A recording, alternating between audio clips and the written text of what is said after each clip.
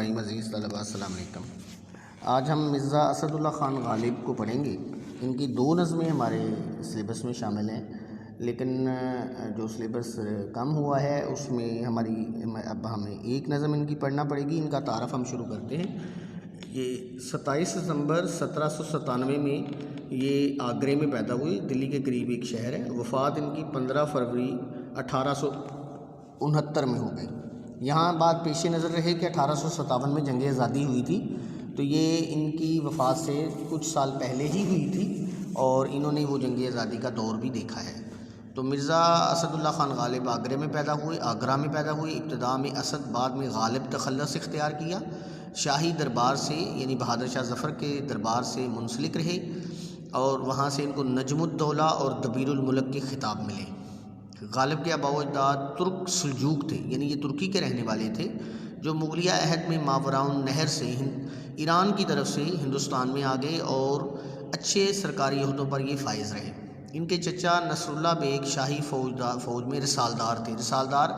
ایک بڑا عہدہ تھا اس زمانے میں ان کی مغلیہ فوج میں، تو ان کے چچا وہاں فوج میں بڑے رینک پر فائز تھے۔ نوابان لوہارو سے یہ ایک علاقے کے جو نواب تھے لوہارو، وہاں سے مرزا غالب کا سسرالی رشتہ تھا، وہاں ان کے ہاں ان کی شادی ہوئی تھی۔ اپنی خاندانی وجاہت پر انہیں ناز تھا، یعنی اپنی نسل پر، اپنی ذات پر، اپنے خاندان پر فخر کرتے اور کہتے، 100 پشت سے ہے پیشائے آبا سپاہ گری، کچھ شاعری ذریعہ عزت نہیں مجھے۔ کہتے ہیں کہ 100 پشت 100 نسلوں سے ہمارے آباء و اجداد کا پیشہ ہے سپاہ گری، یعنی ہم فوج میں ہیں، ہم مجاہدین کی نسل میں سے ہیں، جہاد کرنے والے لوگوں میں ہیں۔ کچھ شاعری ذریعہ عزت نہیں مجھے، شاعری مجھے عزت کا ذریعہ نہیں ہے، میری عزت جو ہے وہ میرے آباء و اجداد کا پیشہ یعنی فوج میں ہونا اور جہاد کرنا، یہ میری عزت کا باعث ہے، میری شاعری میری عزت کی وجہ نہیں ہے۔ اپنی شعر گوئی کے پہلے دور میں غالب نے مشکل پسندی اختیار کی، یعنی مشکل الفاظ استعمال کرتے، لیکن پھر سادہ انداز استعمال کرنا شروع ہو گئے، پھر سادہ طرز اپنا لیا۔ خیال کی لطافت، بلندی، روزمرہ محاورت کا لطف، طرز ادا کی شوخی، موضوعات کی رنگا رنگی نے ان کے کلام کو منفرد اور دلکش بنا دیا۔ یہ کم و بیش تمام شعراء کی خصوصیات میں ہم اسی طرح کی جو ہے خوبیاں بیان کر سکتے ہیں۔ زندگی کے غموں اور دکھوں کے باوجود وہ خوش طبعی کا دامن ہاتھ سے نہیں چھوڑتے۔ خوش طبعی کا مطلب ہے اچھی بات کرتے، اچھی طبیعت والی بات کرتے، اچھی طبیعت کو بھانے والی بات کرتے، اگرچہ زندگی میں بڑے غم دیکھے انہوں نے۔ ان کی شاعری کی ایک اہم خوبی محاکات ہے۔ ان کی جو شاعری ہے ان کی ایک اہم خوبی جو ہے وہ محاکات ہے، یعنی کہ وہ لفظوں سے ایک ایسی تصویر کھینچتے، منظر کشی کرتے کہ پڑھنے والا جو ہے وہ اس میں گم ہو کے رہ جاتا۔ انہوں نے اپنی شاعری کا انتخاب دیوان غالب کی شکل میں کیا، اس میں انہوں نے اپنی شاعری بہترین شاعری اکٹھی کر دی اور ان کی شاعرانہ عظمت میں اس انتخاب کو بڑا دخل ہے۔ ان کو جو آج اردو میں مقام حاصل ہے، ادب میں مقام حاصل ہے، وہ ان کے دیوان کی وجہ سے ان کو حاصل ہے، جس میں انہوں نے اپنی بہترین شاعری کو اکٹھا کیا اور اردو کا یہ عظیم شاعر دلی میں انتقال کر گیا۔ ان کی تصانیف کیا تھی؟ دیوان غالب ان کی تصنیف تھی، اردو معلیٰ ان کی تصنیف تھی، عود ہندی، لطائف غیبی، کلیات غالب فارسی میں، اور قات برہان اور دستمبو وغیرہ جو ہیں یہ ان کی تخلیقات میں سے ایک تخلیق تھی۔ غالب کی جو غزل نمبر 2 ہے، جو صفحہ نمبر 173 پہ موجود ہے، یہ ہمارے سلیبس میں شامل ہے۔ ان کی پہلی غزل جو ہے وہ اب ہمارے سلیبس میں انہوں نے اس دفعہ شامل نہیں کی، کیونکہ لاک ڈاؤن کی وجہ سے سلیبس کم ہوا ہے۔ تو یہ بڑی مشہور شعر ہے، ان کے اشعار پر مشتمل یہ غزل ہے، اور کسی زمانے میں جب شعر و شاعری کا رواج معاشرے میں ہوتا تھا تو کم و بیش ہر شخص کو یہ شعر یاد ہوا کرتے تھے۔ جو بڑا مشہور شعر ہے، ہزاروں خواہشیں ایسی کہ ہر خواہش پہ دم نکلے، بہت نکلے میرے ارمان لیکن پھر بھی کم نکلے۔ تو اس سے پہلے کہ میں تشریح کروں، میں نے آپ کو پہلے بھی حصہ نظم میں بھی اور نثر میں بھی بتایا ہے، اور یہاں بھی بتا رہا ہوں کہ حصہ غزل ہے، جو یہ حصہ غزل ہے، اور غزل کا صرف 3 نمبر کا شعر، 3 اشعار آتے ہیں 3 نمبر کے، اور ہر شعر علیحدہ آئے گا۔ ہر غزل میں سے صرف ایک شعر آئے گا، اس غزل میں سے آئے گا تو صرف ایک آئے گا، اور اس کی آپ نے 2 نمبر کی تشریح کرنی ہوگی، 1 نمبر شاعر کے نام کے ہیں۔ تو یہ نثر اور نظم کے بعد جو غزل کا آتا ہے سوال، اس میں سے 6 میں سے 3 اشعار کرنے ہوتے ہیں۔ ہر شعر کے 3 نمبر ہوتے ہیں، تو 3 ضرب 3 9 نمبر کا غزل کا سوال ہوتا ہے، لیکن ایک شعر کی تشریح جو ہے وہ صرف 2 نمبر کی ہوتی ہے، 1 نمبر اس کے شاعر کے نام کے ہوتے ہیں۔ تو یہ بہت آسان سا ایک حصہ ہے، حصہ غزل۔ تو اگر ایک شعر اس غزل میں سے اگر ایک شعر آ گیا تو وہ جس شعر کی آپ کو تشریح آنی ہے اسی کی کرنی ہے، اور وہی آسان سی تشریح ہوگی اور مختصر سی۔ شاعر اپنی ایک خواہشات کا ذکر کرتا ہے کہ میرے دل میں ہزاروں خواہشیں پیدا ہوتی ہیں، اور ایسی ایسی خواہش پیدا ہوتی ہے کہ ہر خواہش جو ہے وہ میری جان نکال لیتی ہے، یا میں اس خواہش کی خاطر اپنی جان دینا پسند کرتا ہوں۔ دم کا مطلب ہے یہاں پہ جان، ویسے دم کا مطلب سانس بھی ہوتا ہے، دم کا مطلب لمحہ بھی ہوتا ہے، کئی اس کے مطلب ہیں، لیکن یہاں دم کا مطلب ہم لیں گے ہزاروں خواہشیں ایسی کہ ہر خواہش پہ دم نکلے، کہ میرے دل میں اتنی شدید خواہشیں پیدا ہوتی ہیں، کئی خواہشیں ایسی ہوتی ہیں جو میری جان ہی نکال دیتی ہیں، یہ بھی مطلب بنتا ہے اس کا، اور کئی خواہشیں ایسی ہوتی ہیں جن کی خاطر میں جان قربان کر دینا پسند کرتا ہوں۔ بہت نکلے میرے ارمان، میں نے زندگی میں بڑی خواہشیں کی، پوری بھی ہو گئیں، اور مجھے زندگی نے خوشیوں سے بھی نوازا، لیکن پھر بھی کم نکلے۔ لیکن شاید پھر آخر میں اپنی حسرت کا اظہار کرتا اور کہتا ہے کہ بے شک میں نے اپنی زندگی میں اپنی بہت سی خواہشیں میری پوری ہوئی ہیں، لیکن پھر بھی مجھے اب یہ لگتا ہے کہ ابھی بھی بہت سی خواہشات ہیں جو پوری نہیں ہو سکیں، اور میری ان خواہشات کی حسرت ہی میرے دل میں رہ گئی ہے۔ تو یہ مختصر سی میں نے تشریح اور مفہوم بیان کر دیا ہے، اس کی زیادہ تشریح تو آپ کتاب کی مدد سے کریں، اور 2 نمبر کی تشریح کے لیے ہمیں 1 پیراگراف کافی ہوتا ہے، اس سے زیادہ ہم نے وقت نہیں لگانا۔ اور پھر کہتا ہے کہ ڈرے کیوں میرا قاتل، کیا رہے گا اس کی گردن پر، وہ خون جو چشم تر سے عمر بھر، وہ خون جو چشم تر سے عمر بھر یوں دم بدم نکلے۔ میری ایکچولی یہاں پہ تصویر میں تھوڑی سی یہ مدھم تصویر ہے، تو مجھے دکھائی دینے میں تھوڑا سا مشکل ہو رہا ہے۔ شاعر کہتا ہے، اب شاعر یہاں پہ ایک اور موضوع، چونکہ آپ کو معلوم ہے کہ غزل کا جو ہر شعر ہے نا وہ علیحدہ موضوع ہوتا ہے، اس کا پیچھے سے کوئی تعلق نہیں ہوتا، یعنی غزل کے ہر شعر کا عنوان مختلف ہو سکتا ہے، موضوع مختلف ہو سکتا ہے۔ اب ایک اور موضوع کی طرف چلے گئے ہیں مرزا غالب، اور کہتے ہیں کہ میرا قاتل یعنی میرا دشمن، یا یوں سمجھ لیں اپنی قسمت کو بھی کہہ سکتے ہیں وہ، اور کسی شخص کے حوالے سے بھی بات کر رہا ہے شاعر کہ میرا قاتل یعنی میری امیدوں کا، میری خواہشات کا خون کرنے والا، اور میرے جو مقاصد ہیں ان کے راستے میں رکاوٹ ڈالنے والا، کیا رہے گا اس کی گردن پر، وہ کیوں ڈرتا ہے، کیا میری امیدوں کا، میرے ارمانوں کا قتل کرنا اس کے نامہ اعمال میں ہمیشہ لکھا رہے گا۔ وہ خون جو چشم تر سے عمر بھر یوں دم بدم نکلے، جو خون میری آنکھوں سے جب تک نکلتا رہے گا تو میرا جو زخم ہے یہ تازہ رہے گا، اور میرے زخم کو لگانے والا، مجھے زخم لگانے والا، مجھے تکلیف لگانے والا، اور یہاں اس سے مراد یہ یوں سمجھ لیجئے کہ شاعر جس محبوب سے محبت کرتا ہے اس سے کوئی اور شخص اگر محبت کرے تو اس کا رقیب ہوتا ہے، تو یہاں اس سے مراد رقیب بھی ہو سکتا ہے، یہاں اس سے مراد کوئی شخص جو اس کے بارے میں برا خیال کرتا ہو وہ بھی ہو سکتا ہے، اس سے مراد شاعر کی قسمت بھی ہو سکتی ہے، اپنی تقدیر بھی ہو سکتی ہے۔ کہتا ہے کہ جو میری چشم تر سے، چشم تر کا مطلب ہے آنسوں بھری آنکھ، یعنی چشم آنکھ، اور تر کا مطلب ہے بھیگی ہوئی۔ کہتا ہے دم بدم کا مطلب ہے ہر لمحہ، کہتا ہے کہ میری آنکھ سے ہر لمحہ نکلنے والے آنسو جو ہیں وہ میرا قاتل انہیں جب دیکھتا ہے تو ڈرتا کیوں ہے، اور وہ پھر یہ سمجھتا ہے کہ یہ جو زخم اس نے مجھے لگایا ہے، میری آنکھوں سے آنسو نکلتے دیکھ کر وہ گھبراتا ہے، اور اسے اپنی گردن پر بوجھ محسوس ہوتا ہے، اپنے آپ کو وہ سزاوار اور خطا کار ٹھہراتا ہے۔ تو شاعر اس کی اس کیفیت کا ذکر کرتے ہیں۔ آگے ایک بڑا مشہور اور شعر ہے، نکلنا خلد سے آدم کا سنتے آئے ہیں، لیکن بہت بے آبرو ہو کر تیرے کوچے سے ہم نکلے۔ خلد جنت کو کہتے ہیں، آدم علیہ السلام بے آبرو، بے عزت، اور کوچہ گلی کو بھی کہتے ہیں، رستے کو بھی کہتے ہیں۔ تو شاعر ایک تلمی کا ذکر کرتے ہیں، یعنی تلمی تاریخی واقعہ جو ہم نے پڑھا ہوا ہے کہ حضرت آدم علیہ السلام کو جنت سے نکال دیا گیا تھا، تو اس کا ایک نامناسب انداز میں غالب نے تذکرہ کیا ہے۔ آدم علیہ السلام انبیاء اور پوری عالم اسلام انسانیت کے باپ ہیں اور نبی ہیں، اور پہلے نبی ہیں، ان کا عزت اور احترام سے تذکرہ کرنا چاہیے، انہیں بے عزت کر کے وہاں سے نہیں نکالا گیا تھا، وہ اللہ اور بندے کے درمیان ایک معاملہ تھا۔ لیکن بہرحال شاعر اپنی ترنگ میں جو چاہے کہہ دیں، تو اس کا حوالہ دیتے ہیں کہ ہم یہ سنتے آئے ہیں، نکلنا خلد سے آدم کا سنتے آئے ہیں، لیکن وہ کہتا ہے کہ اے محبوب، ہم آدم علیہ السلام کا جنت سے نکلنا سنتے آئے ہیں، لیکن ہم تیرے کوچے میں جب آئے، تجھ سے ملاقات اور تیرے دیدار کی خواہش لیے ہوئے تیری گلی میں جب آئے تو اس سے بھی زیادہ بے آبرو ہو کر ہمیں وہاں سے نکال دیا گیا۔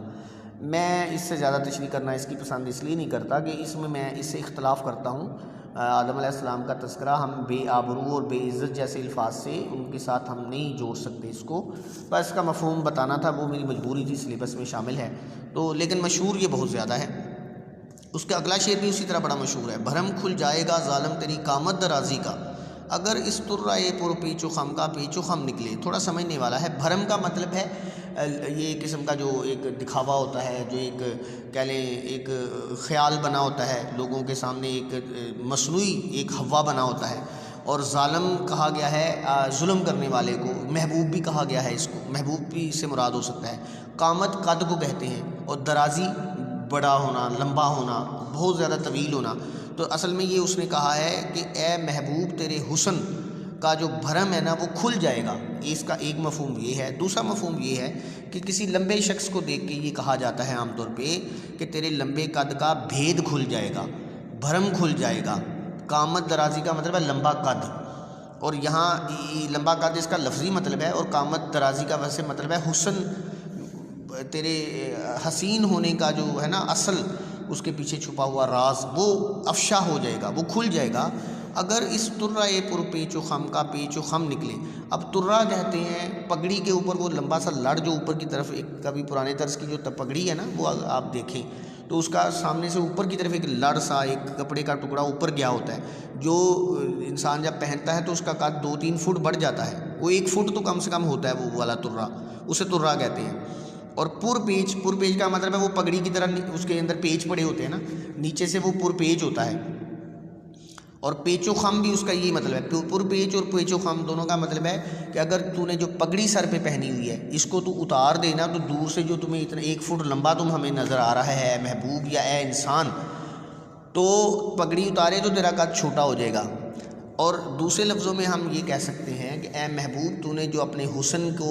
مصنوعی طریقوں سے مزین کیا ہوا ہے، خوبصورت کیا ہوا ہے، میک اپ کیا ہوا ہے، زیب و آرائش کی چیزیں پہنی ہوئی ہیں، ان کو ہٹا دے اور زندگی کی حقیقتوں کی طرف آ جائے، اور زندگی کی گھر گرہستی میں جب تو آ جائے گا تو تیرا یہ حسن اس طرح نہیں رہے گا جس طرح بننے سنورنے کا تو نے ایک ڈھونگ رچایا ہوا ہے اور دور سے تو بڑا حسین دکھائی دیتا ہے۔ اس کے یعنی میں اکٹھا دونوں کی تشریح کر رہا ہوں، اس کی لفظی بھی تشریح کر رہا ہوں اور اس کی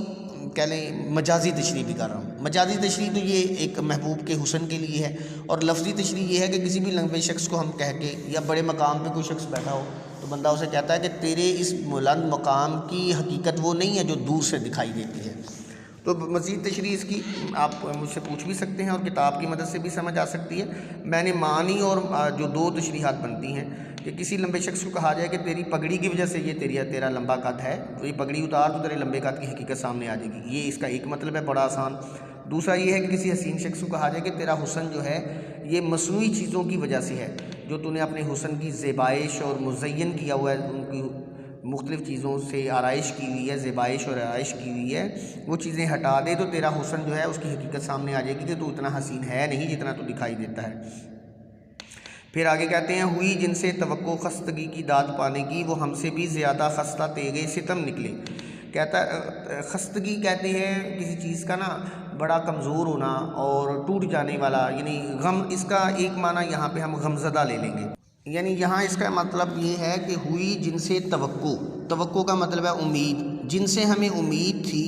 خستگی کی داد پانے کی، داد کا مطلب ہے تعریف، اور خستگی کہتے ہیں ظلم و ستم کو۔ یہاں اس کا مطلب ہے کہ ظلم و ستم سہے ہم نے، تکلیفیں اٹھائیں ہم نے، اور ہماری توقع تھی کہ لوگ ہماری تعریف کریں گے، جو ہمارے ارد گرد کے لوگ ہیں وہ ہمیں داد دیں گے، ہماری تعریف کریں گے کہ کیا بات ہے غالب، تم نے بڑی بہادری اور جواں مردی سے زندگی کی مشکلات کا سامنا کیا ہے۔ لیکن غالب کہتے ہیں کہ میرے جو احباب ہیں، میرے جو دوست ہیں، وہ تو مجھ سے بھی زیادہ مظلوم نکلے، میں نے مڑ کے دیکھا تو انہوں نے مجھ سے زیادہ تکلیفیں سہی ہوئی ہیں، انہوں نے مجھ سے زیادہ تیغ ستم سہے ہوئے ہیں۔ تیغ تلوار کو کہتے ہیں، ستم ظلم کو کہتے ہیں، اور خستہ کہتے ہیں ظلم سہ سہ کے جو کمزور ہو گیا ہوا شخص، جو جلدی سے ٹوٹ جاتا ہے، جیسے بسکٹ ہوتا ہے تو خستہ ہو تو جلدی سے ٹوٹ جاتا ہے، سمجھ گئے نا آپ۔ تو شاعر کہتا ہے اس شعر میں اپنے دوست، اپنے رشتہ دار، اپنے ارد گرد جتنے بھی لوگوں میں وہ رہتا ہے، وہ کہتا ہے کہ جب میں نے زندگی کی مشکلات گزاری اور میں نے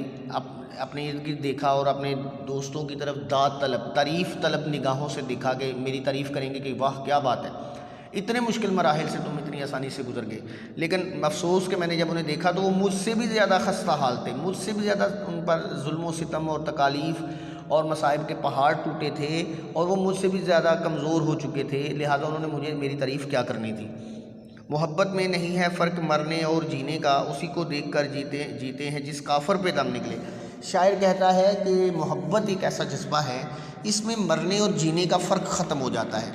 اسی کو دیکھ کر جیتے ہیں جس کافر پہ دم نکلے۔ اور کافر یہاں پہ اس نے اپنے محبوب کو کہا ہے، اور محبوب سے مراد صرف انسان عورت کو یا مرد کو نہ لے، محبوب انسان کی خواہش کا نام ہوتا ہے، محبوب اس چیز کا نام ہوتا ہے جس سے انسان بہت شدید محبت کرتا ہے۔